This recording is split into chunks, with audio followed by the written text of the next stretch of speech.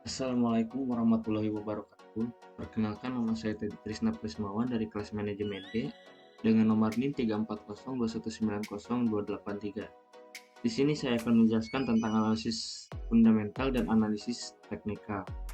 Yang pertama, analisis fundamental. Analisis fundamental adalah metode analisis perusahaan yang didasarkan pada faktor-faktor fundamental ekonomi suatu perusahaan, termasuk sisi kinerja keuangan dan bisnis perusahaan. Teknis ini menitik beratkan pada rasio finansial dan kejadian-kejadian yang secara langsung maupun tidak langsung mempengaruhi kinerja keuangan perusahaan. Sebagian pakar berpendapat teknis analisis fundamental lebih cocok untuk membuat keputusan dalam memilih saham perusahaan mana yang dibeli untuk kedepannya. Analisis fundamental dibagi dalam 3 tahapan. Analisis yaitu analisis ekonomi, analisis industri, dan analisis perusahaan.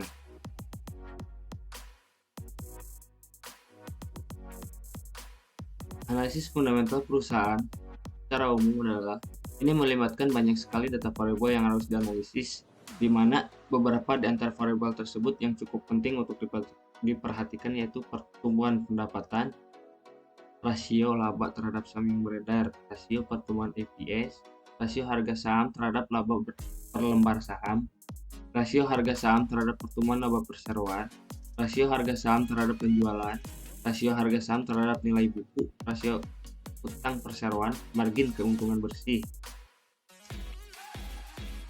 Dan yang kedua, analisis teknis.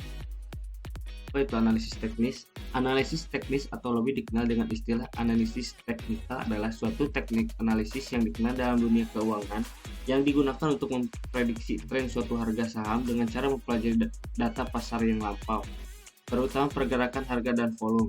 Pada awalnya, analisis teknikal hanya memperhitungkan pergerakan harga pasar atau instrumen yang bersangkutan, dengan asumsi bahwa harga mencerminkan seluruh faktor yang relevan.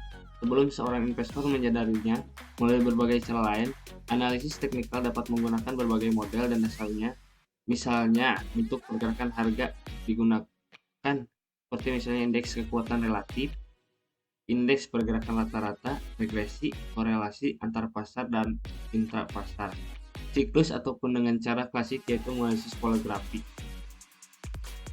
Video ini saya akan menganalisis saham melalui Yahoo Finance. Di sini saya akan menjelaskan ada 3 pergerakan saham. Yang pertama, uptrend yaitu naiknya saham. Yang kedua, sideways atau menyamping dengan harga tetap dari modal dan ke tahun ke depannya. Yang ketiga, downtrend atau turun. Di sini saya akan menjelaskan, akan memberikan contoh dari perusahaan INDF. Dari perusahaan INDF ini tidak cocok untuk investasi saham. Kenapa? Karena yang gerakannya menyamping atau sideways. Contoh dari modal pertama.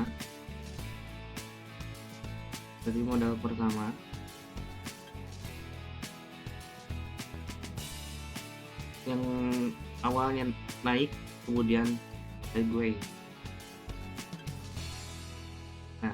Kemudian sideways, tidak ada pergerakan lagi. INF ini tidak cocok untuk investasi karena dia gerakannya menyamping sideways. Saya sarankan jika kalau mau investasi, saya sarankan ini contoh dari perusahaan ICBP karena gerakannya sangat naik dari tahun ke tahun.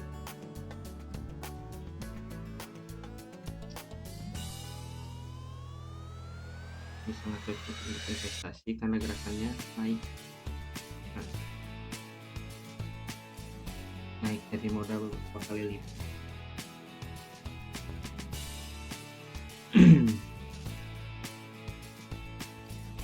Jika mau investasi saham, saya sarankan untuk mencari dari fundamentalnya yang bagus, karena perusahaan yang fundamentalnya bagus akan bertumbuh di masa depan. Membeli saham sama saja untuk membeli bisnis untuk kedepannya.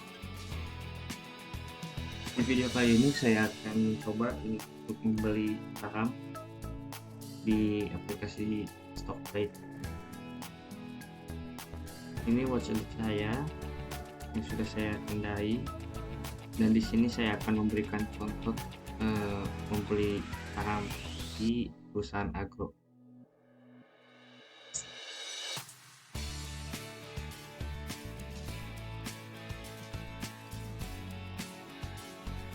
Nah, ini banyak berita tentang menurunnya agro. Kenapa saya memilih perusahaan agro? Karena dari statistik ini tahun ke belakang ini sangat turun, dan kemungkinan kedepannya akan naik, mungkin